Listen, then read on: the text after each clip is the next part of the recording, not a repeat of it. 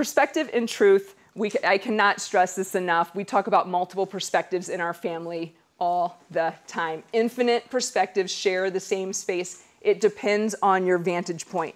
Your vantage point will be your truth. We often think that there's only one perspective, ours. And we just over and over and over again, we always seek with our children to, yes, their perspective is very valid.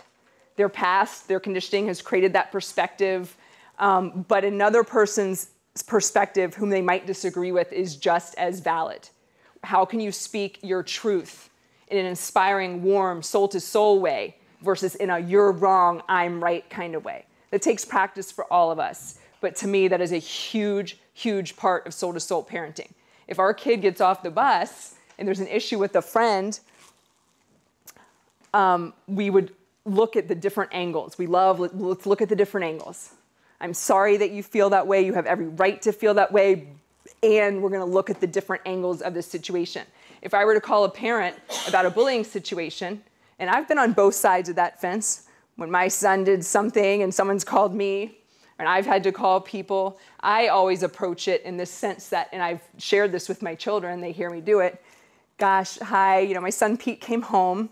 If you have a minute, I would love to share his perspective of what occurred on the playground. I'm sure that your child has a perspective as well, and I'm very open to hearing it, and I'm hoping that we can find a way that maybe the truths blend and overlap a little bit, and if not, that's okay too. But that's an example how, as a parent and what I model for my kids, that's how I approach people. Always with the willingness, you know what? It's not black, white, either or, it's and both. And how can we work within that spaciousness? It's a whole different way to train your children to work with other people in their interactions. The bottom line is how much width, breadth, depth, scope, and height can we allow our perspective? We use a lot of analogies with our children, even when they're young. You could look at the whole fish, or you could look at the scale. Or you could go beyond the fish and look at the school of fish in the whole ocean. You can look at the piano key, that beautiful ivory, or the ebony one, or you can look at the whole piano, or the whole room. You can look at the thumbnail, and wow, a thumbnail, that's pretty amazing. A thumb, an arm, a hand, all of us in this room, all of Chicago, all of the United States. So we're constantly, and I use this with my hand because that's how we explain it.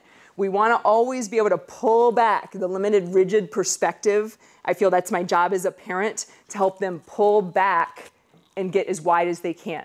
And eventually you get as wide as you can, and there's only one of us in the room, which leads into oneness and actually being able to live and feel that. So when I did this talk with middle schoolers, oh my gosh, they went crazy on the analogies. I mean, eventually I'd just say, oh, wow, running out of time, I got to keep going, but just, you can look at the petal or the flower or the garden. They just kept, it was just amazing. So that's a big part of soul-to-soul parenting, the expanded perspective with everything that comes down the pike.